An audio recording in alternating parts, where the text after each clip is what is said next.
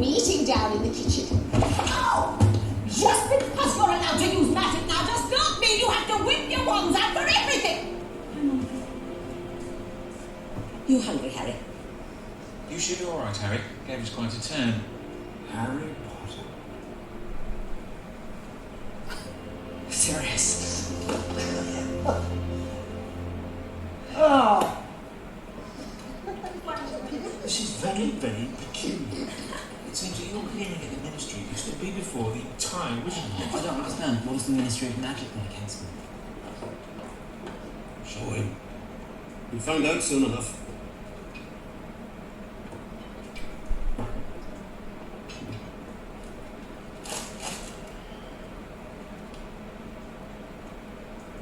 He's been attacking Dumbledore as well.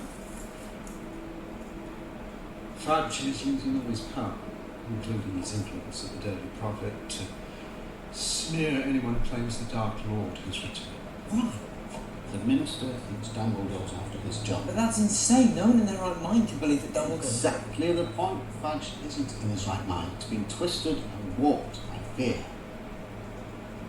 Now, fear makes people do terrible things. Harry, the last time we not gained power, he almost destroyed everything we hold most dear.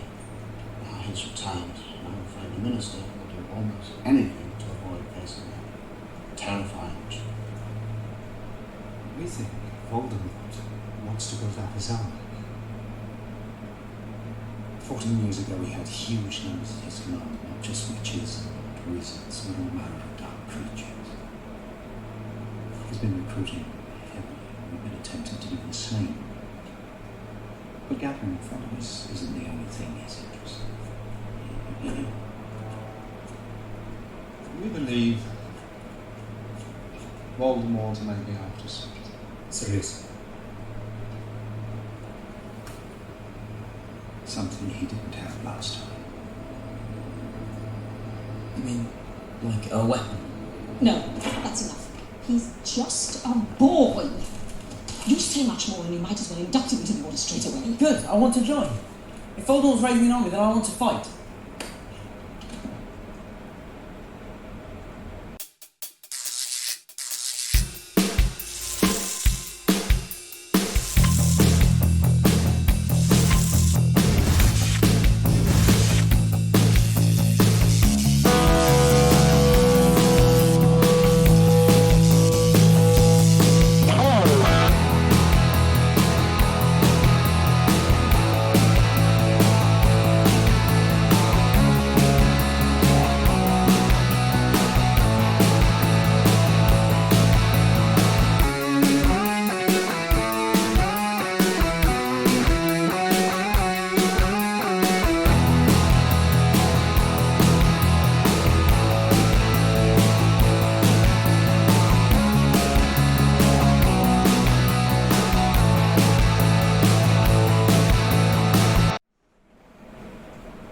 What's going on, ladies and gents in Cyberland? Coming back to you with another film review, and this time we're on to the 5th movie of Harry Potter.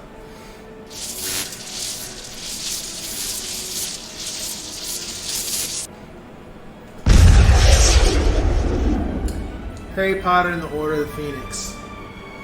So, before I get into the movie, let me give a little backstory with the book. So at this point, the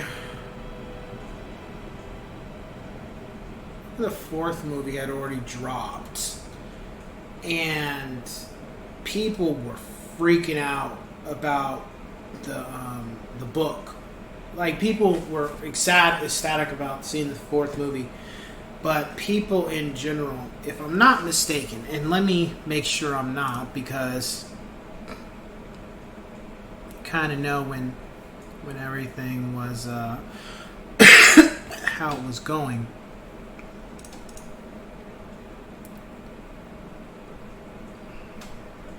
But I could have swore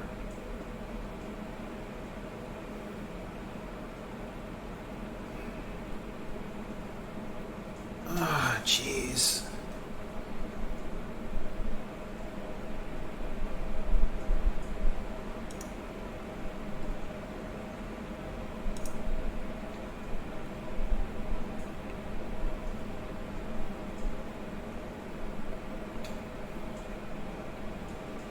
Ah, okay.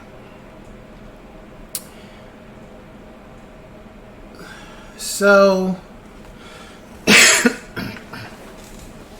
Goblet of Fire came out in 2005. Okay. But before Goblet of Fire came out, the book Order of the Phoenix was getting ready to drop. And I'll never forget it, because the 6th and 7th, I was like, okay. But what had happened, by the time the 5th book was coming, people were freaking out about Harry Potter. Harry Potter had just ridiculously, just shot up in the sky, just went above and beyond what people would think. And it gotten to the point where you couldn't talk about, everywhere you went, somebody had something to say. Everywhere you went, there was a poster, there were books, there was something going on with Harry Potter. I was humble about the situation. I was excited, and even I would talk to people at college that I hung out with when I was there. We would theorize certain things and talk about certain things about what we thought would probably happen. We knew that somebody was going to get killed. We knew an important character was going to get killed. But our money was on, well, who is it? We knew it wasn't going to be the 3. But we knew that either somebody in Ron's family, and it had to be somebody we knew, somebody personable. So we were all thinking about who could it be. It was going to be Arthur, Ron and Ron's dad, or even the mother. We thought it was going to be one of the siblings, like Fred or George. The irony of that one. One of those characters. Some people were thinking it was Dumbledore. I don't recall anybody thinking Snape. We all felt Snape had a ways to go yet. It wouldn't make sense to kill him yet. And for the most part, some people even said Lupin and said Sirius. We were like, and I felt Sirius is too soon if he did, because he just kind of already appeared, And then the poster drops for what the cover's going to look like. And I remember people were flipping out. It was crazy. All over online. It was all over the place. Message boards everywhere talking about this. What the picture meant. What could it be? Where is Harry at? Why does he look so serious? Why is it called the Order of the Phoenix? Oh, everybody's Order of Phoenix is the Dumbledore army. It was just all this stuff. It was a very fun and interesting time to be a part of that period. Everybody has something in their lifetime that they remember as something remarkable. And before this book dropped, I was like, read the books, have a good time. And this was the time where I was really excited for the 5th book. The 6th and 7th, I was like, I was cool. But the 5th book in particular, I was very, very, very excited about that book. I was so excited. I couldn't wait for that book to come. And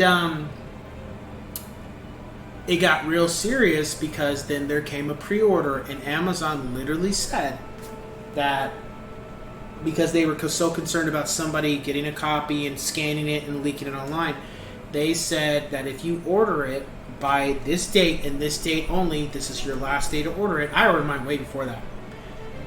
The day that the book drops, it will be delivered to you. Kid you not. And it was so crazy, because the news was covering it, media, any media outlet was covering it. They were showing Amazon warehouses just packing books, just boxes stacked to the ceiling of the frickin' warehouse, and they were all Harry Potter Order of the Phoenix books. And I remember it was so serious that every person that had ordered a copy of the book, they had to sign for it. Normally you have to sign for something electronic, right? It was that serious that every person, it was FedEx. I think FedEx got the contract for delivering the books that day. But I remember I had to sign for the book. And a lot of people were saying that. Some people were getting their book at 1 in the morning. Some people were getting the book at 5 in the morning. People waking up. Some people stayed up that night. Some people were camping. I kid you not, camping out. Like, you know, you camp out for the premiere of a movie. People were camping at Borders and Barnes and Nobles like for a couple days before the release of the book to get their copy. And the store, it was crazy. I don't recall if it happened before the 5th book or if it happened after the 6th, but I do distinctly remember the 5th book when it came out. It was crazy. It was so cool to me personally, because that regardless of how you feel about Harry Potter, I always took the positive side of it, was the fact that you had that many kids, you had that many adults, you had that many people all in different parts of the world who were excited to read this book. And I thought that was the most special thing about it. Whether you agree with the magic and you're religious and you don't believe in that and you feel it, whatever. I got it. You don't like it, fine, don't fucking read it. But what I thought was fascinating and interesting is that this one thing could pull all these people together, regardless of their age, regardless of their gender, regardless of their background, their economic background.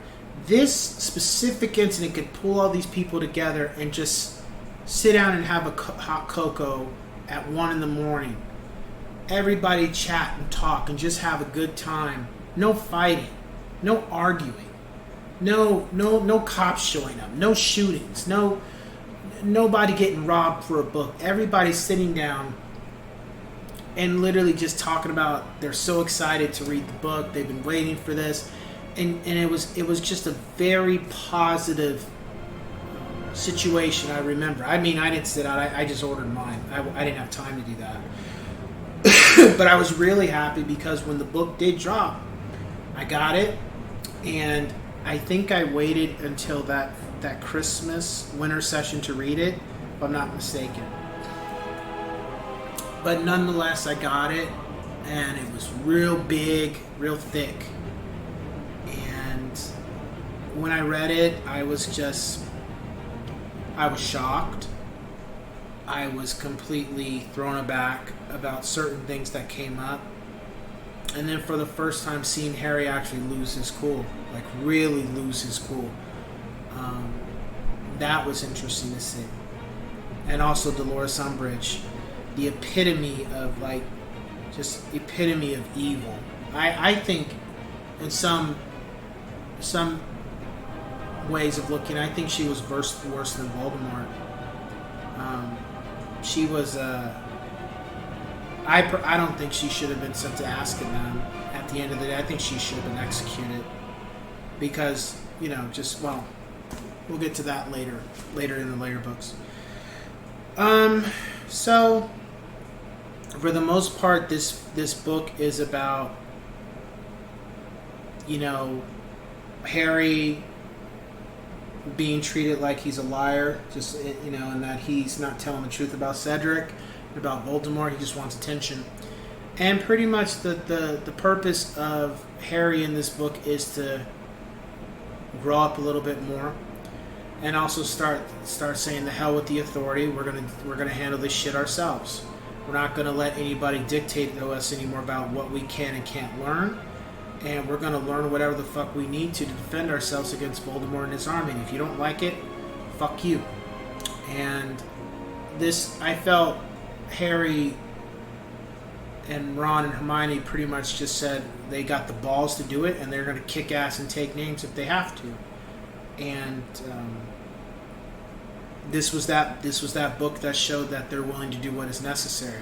Not necessarily kill, but they're willing to do what they have to do to get things done, because there's too much at stake now, especially after what happened with Cedric. With Cedric being killed, that was I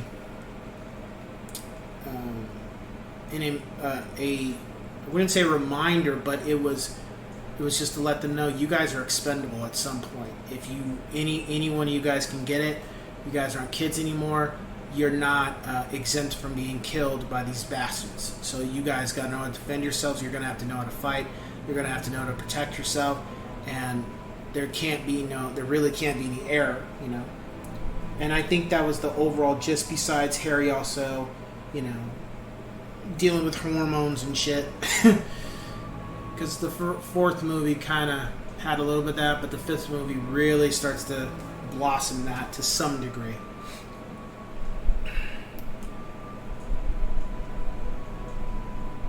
My rating for the film is a 10 out of 10 yes sirs. Just like the third movie, this is my second favorite film. It also is my second favorite book. And I think maybe because of what happened when I first read it, that whole the memory of that time when everything went down the way it did, it was just a special moment. One of those special moments for me, you know. I can't remember every single one, but I do remember 2003 when that book dropped. And then when the movie came too, it was just, you know, it was just refreshing all over again. It was just refreshing, you know, that whole time period all over again just a couple years later. And it was exciting, you know, when the way I'm talking about the book right now in the movies, because the screenplay is pretty identical. There's just some stuff that's cut out. I do think the one scene that should have been cut out, that should not have been cut out, was when Ron broke Malfoy's jaw because of the Quidditch match that was shut down. That should have been in the movie. I felt that was very invigorating. I loved it. It's one of my favorite parts in the fifth book because the shit that Malfoy had done at that point warranted it. And also the ending of Order of the Phoenix in the book was very, very serious when it was exposed about a lot of the Slytherin members. Their parents got busted for being Death Eaters and threatening Harry what they're going to do. And I just felt, I wonder, for the way J.K. wrote the book, if it had been an adult situation, what would Harry have said to them instead of what he did say? Because I would have told them, you know, fuck what you heard. We can throw down right now.